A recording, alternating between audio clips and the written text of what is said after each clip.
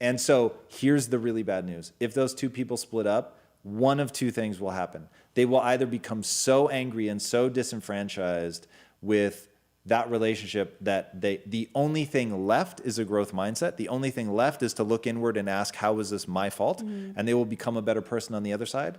Or they'll become embittered forever and go down this one-way dark path of, it wasn't my fault, this person was an asshole, and they're the reason that it all blew up. I'm not to blame. If they had been a better person, this all would have worked out. Okay, I've got a question. Oh, great question. From Guadalupe Barrels. Sorry if I butchered your name. What if you and your partner are in two different phases in life, such as one of you has clear goals and intentions and the other is still uncertain about what to do? How can you help them figure out their path without making them feel like they are you are holding their hand? Yeah. That's that really is an amazingly good question. So it goes like this. First of all, the most important thing in any relationship is selection. And I think a lot of times what's hiding behind this question is that people have not chosen wisely. And they're not on, like, it's okay to be at different phases in your life. But being like not bought in on core beliefs is where people get into trouble. So for instance, if you weren't bought into a growth mindset, this would be a nightmare. And I honestly don't know that it would work. And I think having one fixed mindset and one growth mindset is a recipe for disaster. Yeah, it is. And I could derail, like I could do a whole episode on why that's just never going to work. But if you have two people that really are in a growth mindset and you're meeting that person with empathy and compassion, then it becomes tactical, right? So what are the tactics to help somebody find what they really want to do? And it really is twofold. So one, it's got to be something that's monetizable. And I think that people often lose that in like, well, this is what I want to work. Okay, I get that. You want that to be something that works. That's where you want to spend your time. But if you can't find a path to monetization, it's never going to work. And then the other is like, how do I find the thing that I'm passionate about? And that is a really formulaic thing. That's the great news. So all the people that write in saying, you know, how do I find that thing that I'm passionate about? It really is about identifying overlapping areas of interest. So what are those things that you're interested in? Where do things converge? So I'll just use, God, I don't want to always use the crutch of video games. So and I'll talk about Quest. So growing up as a kid, I never would have said, hey, Quest is that thing that I'm deeply passionate about, meaning food, nutrition, but it was a huge area of interest for me. And because I wanted to escape the fate that so many people in my family had succumbed to, you know, growing up in a family that was morbidly obese. And so that was already on my radar. I had to learn about nutrition for my own sake. I had to get disciplined and show up in the gym every day for my own sake. And that was stuff I'd been doing for years and years and years before we got into Quest. Same with you, right? So it was just a huge, huge part of our life. And then you have the overlapping area of interest where I really, really like to help people. And I'm wired for that. I'm wired. I find real joy in seeing other people win. And so you put that overlapping. And then a third area of interest, which was I love media. Media is my first love. It is the thing that just like really has captured my attention. And I could see what was about to happen in social media. And this is, you know, when we first started conceiving of the company, it was 2009. Nobody understood how social media was going to be beneficial for companies. But I could see that it really was about building relationship through content. And that was just a whole new world. And so it was letting me bring, like Quest was those three things. And in the center of that was something I could monetize. So you had three areas of overlapping interest where I had already proven to myself that I wanted to gain mastery in it, right? I was fascinated by nutrition. I was fascinated by human metabolism. I was fascinated by the concept of wellness, body and mind. I really wanted to help my family. And I could see, whoa, at the center of this, what I understand about business, there's something really powerful here. It's a consumable. So if you get people excited about your product, they literally eat it and they have to come back for more. So that was like a fantasy come true. And there's similar things to that with media where for whatever reason, the way the human psyche works, like once you've consumed that TV episode, you don't just want to watch it again. You want the next one and the next one, or a movie. You want the next one and the next one. And so there's a hyper transience to it all. So I know that it's monetizable in that way. So it's literally getting them to buy in on a growth mindset so that they actively, go ahead. But what if you meet someone, because I'm trying to really get down to the nitty gritty of what they're asking. So Yeah. you're in two different phases of their life. So what happens when we first met, I wouldn't say that we both had growth mindsets. Neither of us did. Right. So what if one of you, as you grow, you start opening your mindset, but the other person doesn't? Mm-hmm. Like, what do you do then? Because it's not, you've fallen in love. You're in it. You're married. I don't know if they're married or Let's what the assume situation. worst case, Okay. married, kids, the whole nine, Right. debt. Right. Just now, bad. as a partner, to me, you want to help that person. Yep. Right. And I know we had the conversation earlier. Indeed, we did. The thing is that I wouldn't just give up on you. Right. I wouldn't, you're so dying to say something right now, but I wouldn't give up on you. As my husband, who I love dearly, if I really believed you had that potential to have, like, if I didn't think you had the potential, then I think that would be a different matter. Like, if you just Then close, assume I don't. that you don't have that I'm a mindset. fixed mindset. And the more you try to help me, the more I Yeah. resist, the more frustrated you get, the more I double down on my position. And I tell you to stop trying to act like my mother, just love me for who I am. Yeah. And how long has it been that I've been trying for? 3 years. And And it's just getting we're worse. Yeah, I think I would have to God, I don't want Say it. Yeah, we'd have to separate. Yeah. I'm telling you, it is not a tenable situation. For somebody like, and here's the really bad news. The part of the reason that I think you have emotions is you have to hit like a blow up point where you really feel badly. And there is an emotion so intense that you so don't ever want to go through again that you have a breakthrough. And how to put people in that situation, I don't know.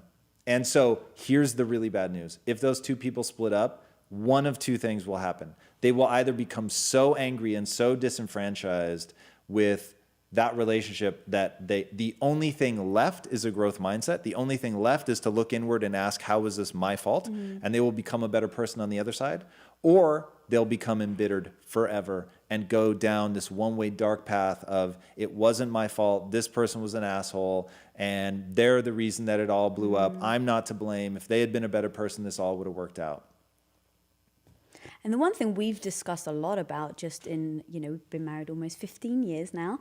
And the one thing we've spoken about is, like, we're not going to stay married because we're married. You're not watching the live comments, are you? No. I'm so curious to know. Well, the reason why is because I wanted to be engaged in the conversation, and so I know, asked it's a Jared just dangerous to game. send me the All right, questions. we'll keep going. Don't let me pull you off. I know. I literally would. I'd love to keep reading, but I can't. No, I know. So I can only do one. Sorry, guys. But a big thing would be, like, we've discussed it. We won't stay married if we're unhappy. And that doesn't mean that we don't try every single thing in our power to fix our relationship. Or in fact, our first point is we need to grow together on a daily basis, be in communication with each other, because as you grow, right, I hate it when people are like, you're not the person I married. You bloody hope not. They're not the person you married, right? Because that means you haven't grown at all. Right. So as your lives develop and you grow, one thing we make sure is that we're always in communication so that we can really grow together on that same path. I think that's a massive key. If for whatever reason you're doing that, and for whatever reason you still find yourselves, the Wookiee mom wants to join us. Hey, baby girl. Do you wanna jump up? And then if you find that even with all that communication, you're butting heads or you're not on that same path, we'll work very hard to get back on track. But then we've said, if for whatever reason we can't do that, we'll never stay in a marriage that we're unhappy with. Because, you hear lots of stories about people that stay in marriages for multiple reasons, financial, kids, whatever.